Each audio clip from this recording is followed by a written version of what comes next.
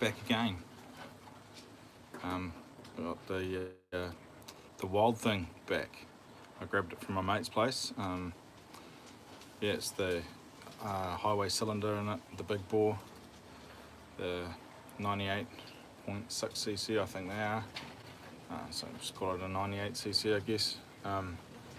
Yeah, so we're gonna have a look at it. It's been leaking some bar oil and some fly. There's heaps of flies around. I just sprayed my place for flies. Yeah, it's part of what I do is for a job is do pest control. So yeah, get the flies. So yeah, we're gonna have a look at the oil pickup between the oiler and the pickup, the hose that comes from the tank, the oil tank. And have a look at that. And have a look at it because it's leaking oil, and well, I think it is anyway. It's just slowly leaking out, and so we'll have a look at that. And I'm also going to tune it up. I don't know if I'll get far enough to show you tuning it up. That's pretty loud and boring. I don't know if you'll understand it. I think these run at about 13,500 RPM, and high end, and idle at about 2,500 RPM low end. So if you're tuning, you can tell. Steve's just come on. He said, "I can tell you what's wrong." Here we go. It's bung. Right. Yep. Any other diagnosis there, Steve? Aren't your big saws Husqvarnas? Do they even count as saws? Steve's got two 120 Husqvarnas. He runs them on a mill. Alright, I'm going to put you up in the cradle so I can get on with this.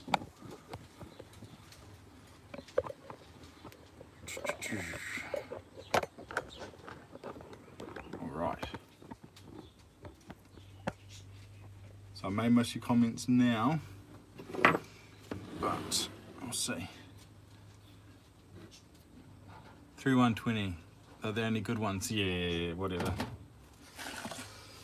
If it starts with an H, mate, you might as well chuck it in the bin. You should have learned that by now.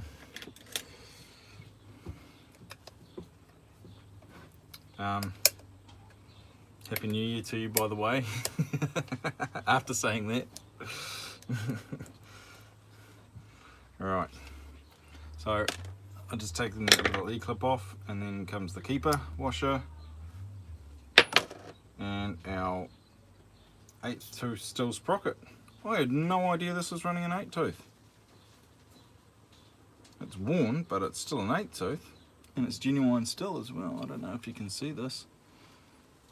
Can you see that? See that it's running an 8? I thought it looked big when I took it. I couldn't remember this running an 8. It's still 8. That's cool. Tell you what though, couldn't keep up with the 461 with a full chisel chain on it.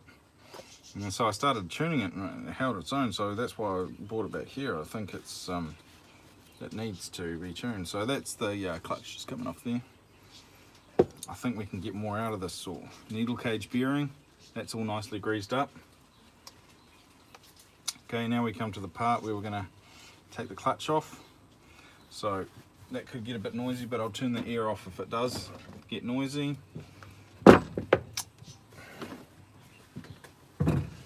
So after lots of struggling with clutches and stuff like that, I bought some, this is a 19mm deep impact that goes on there. I bought some deep impact sockets, and I bought a, hang on if I didn't drop everything. I bought an impact driver.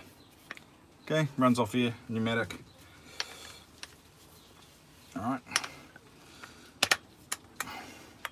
And we'll just, it's left hand, so you wanna set it to go in the right way there.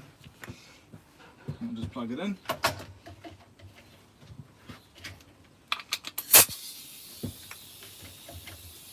And here we go.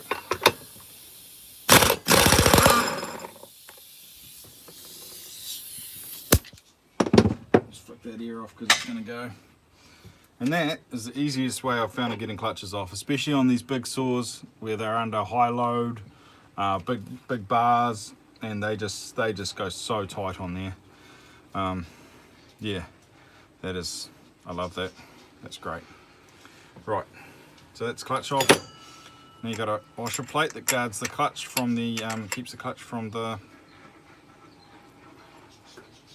that is top, right, yep, that's the right way.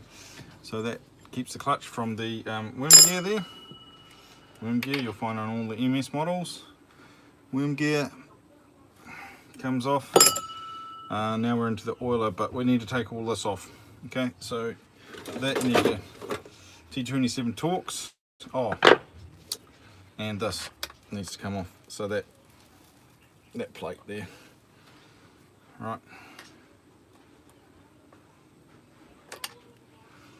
That plate there. Yeah, it's coming off.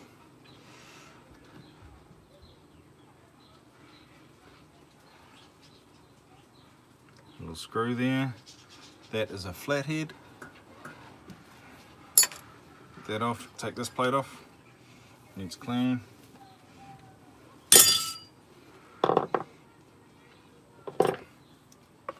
Yeah, I was quite impressed. We were running this side by side with a brand new, last time I was using it, I think this is dirty from me using it last time.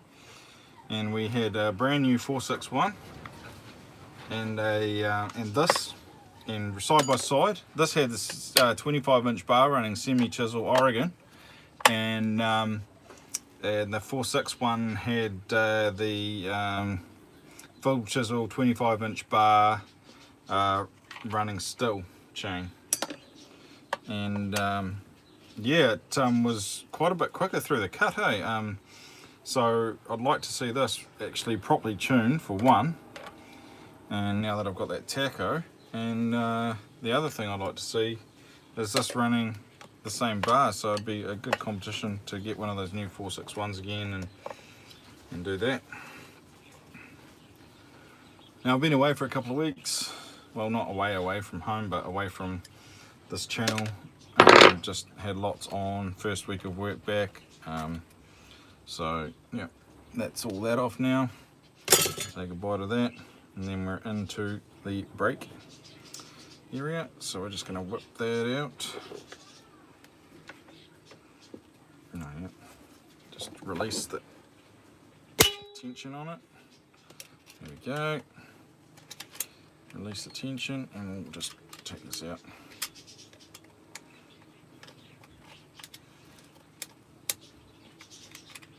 Sometime we'll take it out.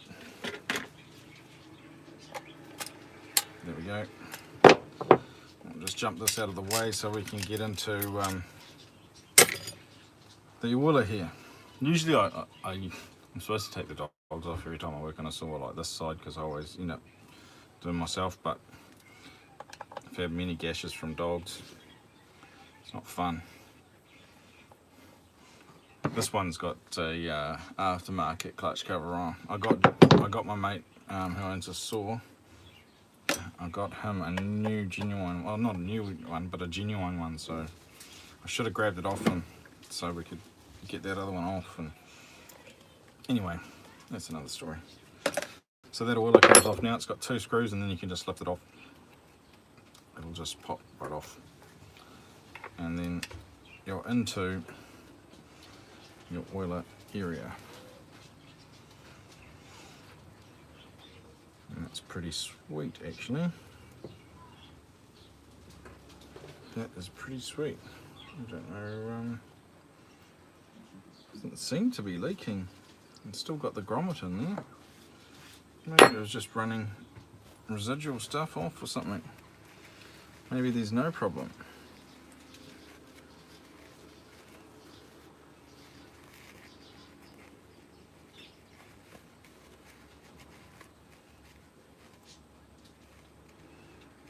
I was going to replace it with, I think the 4.6 is the same size as this.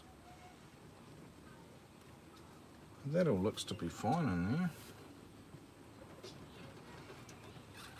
there.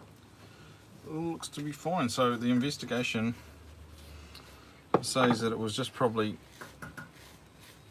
like, I don't even know the word for it, like a capillary action out of there or something like that. Maybe.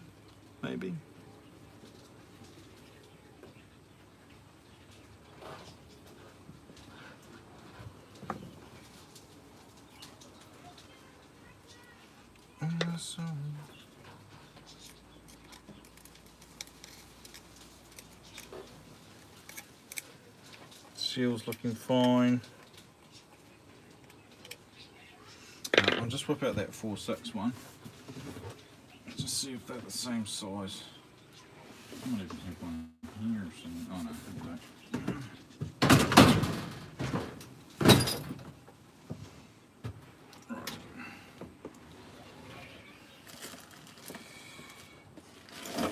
There it is. It's an oiler off a 4.6. An oil pickup off a 4.6.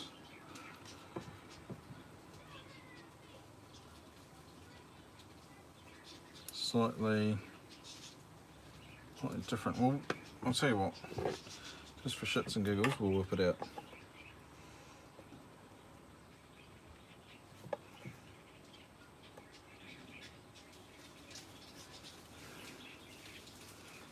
It does feel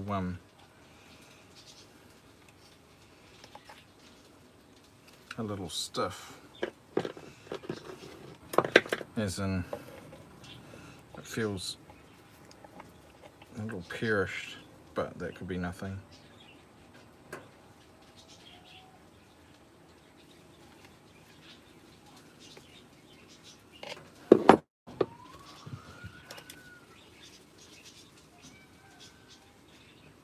Here it comes.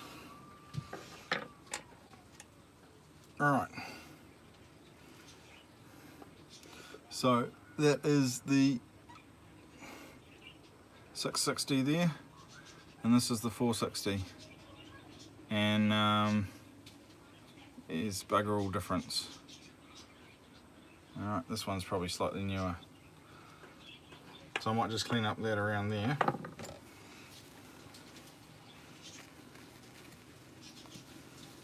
And see if that 4.6 one goes in there.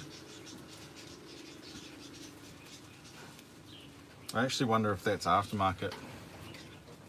I wonder if that's an aftermarket one. Because we just about replaced everything on this saw. It had been pretty thrashed when we built it. So yeah. I'll put this one back in and see what happens, eh? See if we still got the same problem. Because I know that one's good. Just push it in there and it'll just stick down in. The oiler back on. Sort of cleaning things roughly with a rag as I go. There we go. That back in there. It feels a bit more spongier than it did before.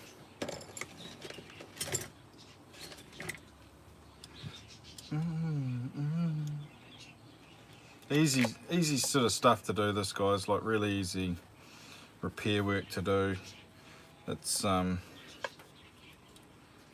rocket science at all, you know. If you've got a T27 Torx and even a socket, if you can get it to clutch off with a socket, you know, that's what I used to do. Just struggle with it a bit, but you know, it's not. I've always tried to be, you know, I'm not professional at this. I'm very much on the DIY side of things, so this is not what I do for a living. And that's all sitting in there very nicely. I wonder if this has got bar oil in it. Right. So I'll just put that one back in the thing. I know what that is anyway. That. Where's it drawer up? Right. I can smell a bit of fuel leaking. Smell the Moto Mix. This has been running Moto Mix,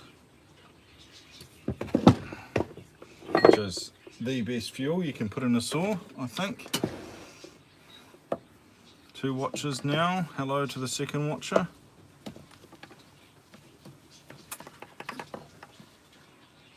Hasn't got a lot of oil in there. Let's chuck a bit in. So the thing is, like, we had that 461 running right next to this, and it beat it through the cut, you know. But I'm just thinking, is that because the 461 was running the semi chisel, and as the 461 a revvier saw compared to this being a saw with a lot more torque? Sort of what I'm thinking.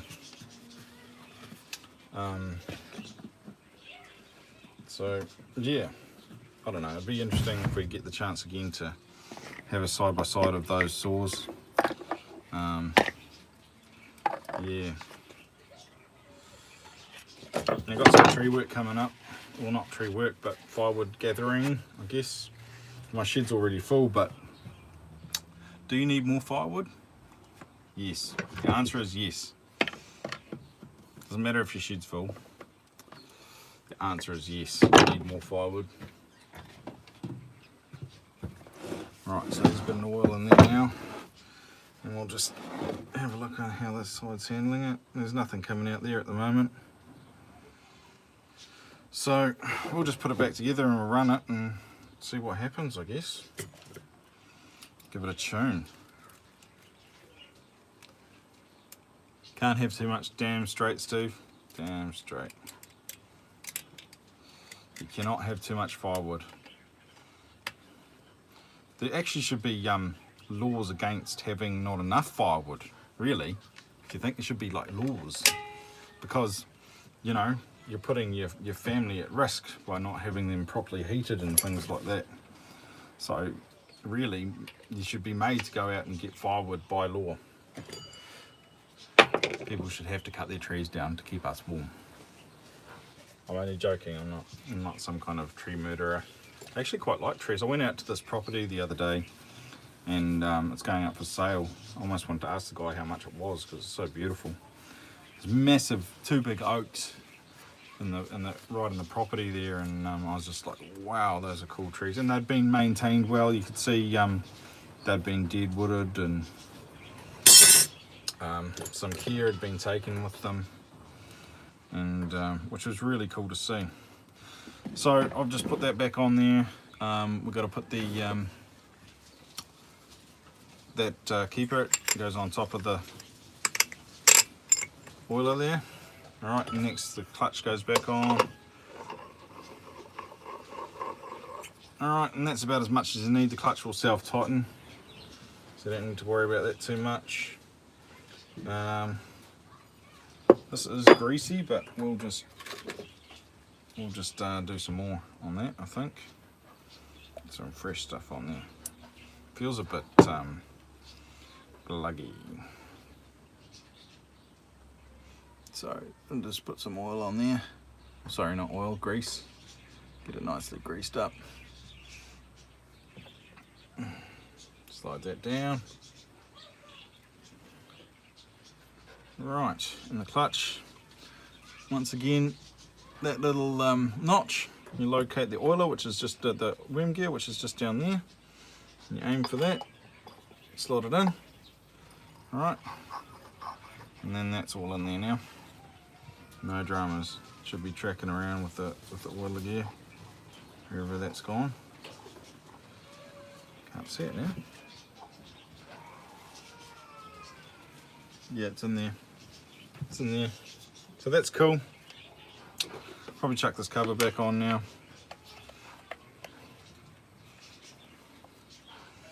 Yeah, and then I'll put the keepers on for the washers and everything like that.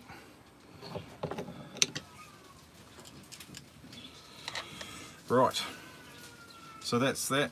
That is replacing and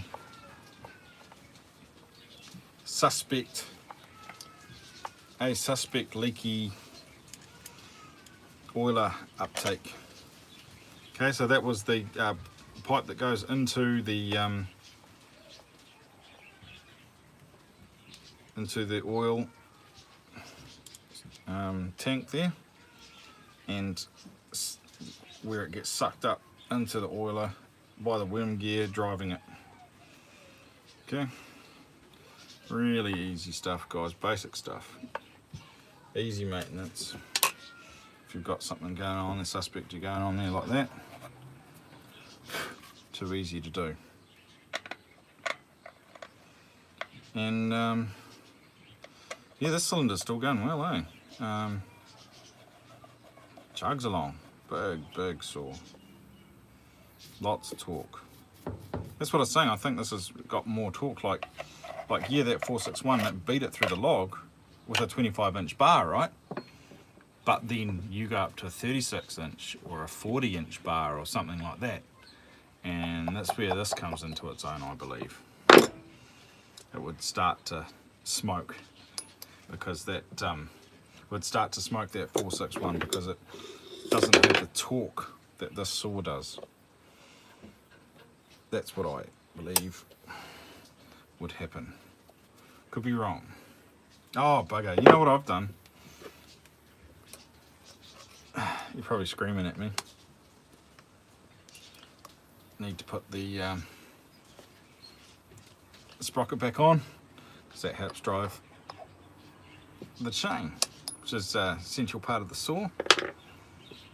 It's funny, every part of a saw is actually quite essential. Bits and pieces you just can't take off a saw and expect to run, you know, like sprocket drives the chain. Without that you can't run your saw. Even without this little C-clip that doesn't keep everything together, so everything will fly off, and on it goes, you know. It's a machine, and you have to have all parts of the machine. Like even this you can run it without this, right? But then it'll rip up all this, and then you need to replace your casings and all sorts of things, you know. So that's why it's on there. It needs the tiniest little things to run, as well as the largest things that it's made of. It's a cohesive whole. And if you take away any part of it, it doesn't operate to its fullest potential.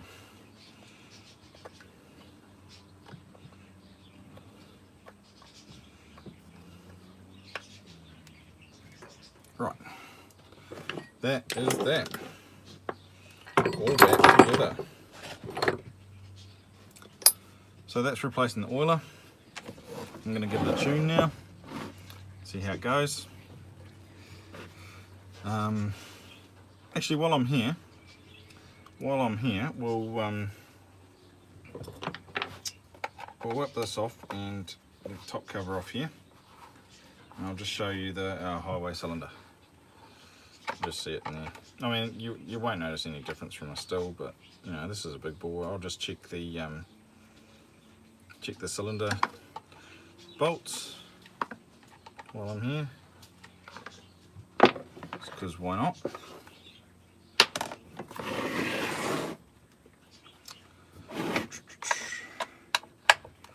That one, and it's got one down inside there.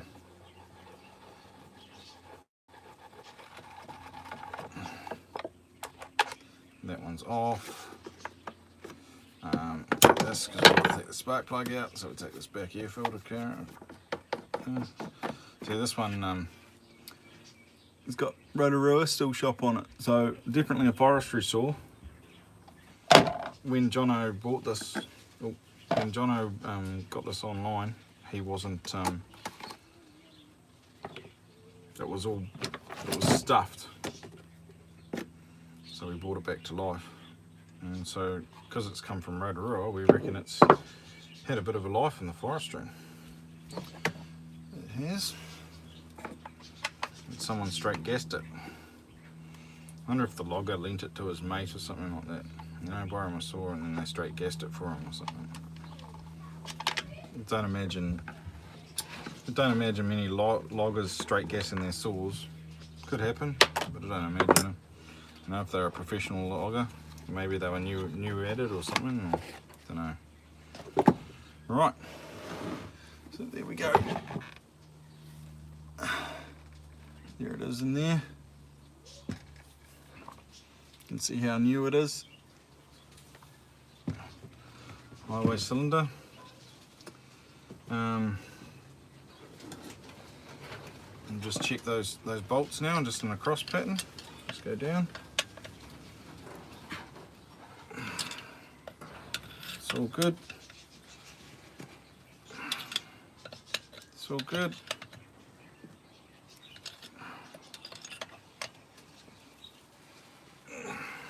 Yep.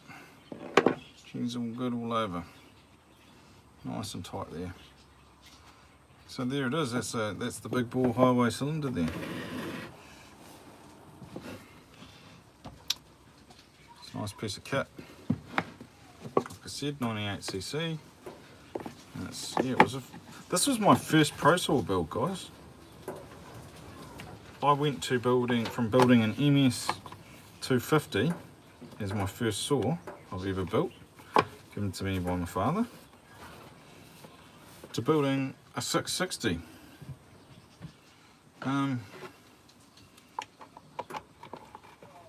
Yeah, Jono just let me roll with it. He was just like, yeah, let's do it. And I was like, really? And he's like, yeah, let's do it. I was like, wow. It's so cool when someone just lets you roll with something like that. And that is the start of the story of Kiwi Lad, really, and getting into filming videos. The first time was my dad's 311. That video's had close to 6k views on it now or something like that, which is really cool. One screw in there, and then it was the MS250, and then on to this. You know, it was quite a privilege for Jono to let me do that, because, like, far out. The first time I get to touch a saw, a Pro Saw, and build it, it's one of the biggest stills they make. I was like, man. Tell you what, it was a mission to turn over the first time. I wish I'd known what I knew now. It would have been a lot easier. Got starting this saw, and get spark plugs in nice and tight. Got starting this saw down to an art now. I find these big saws, you want to fill them up full of gas, so before you even flick them on, give a good five or six pulls on that pull cord and get that carb running, some gas up into the cylinder. That's what I find. Run a cold start and then switch it on and go through your normal start process, okay, which is going from right full choke to half choke and all the rest of it. If you guys know how to start a saw, you should do. Imagine if you're watching this channel, you know how to start a saw. If you don't, if you're watching this channel for the first time and you don't know how to start a saw, go and get yourself a saw. Don't start off too big though, okay? You don't need, if you're starting off new with a saw, you don't need something too big. Now you're watching me, I can't even get there. Ha! Right, I'll clean this out and then I'll put it on. Gotta put the air filter on, eh guys? Not even concentrating.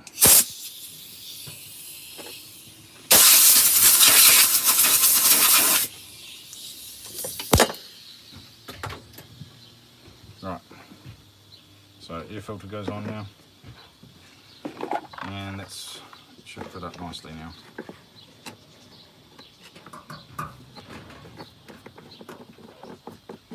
There we go. So I'll put the bar back on this, and then I'll tune it with the tacky. I guess I will do a tuning video one day, but yeah. Tune it up with tacky. Actually, I'll wire that in now. So tacky's just got a wire, goes in. Take this off again.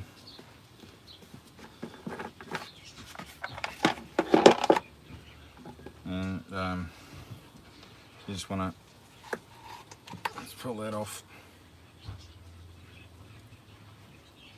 and go around about 4 times, or 3 or 4 times around the spark plug. Alright, and I just tie it off.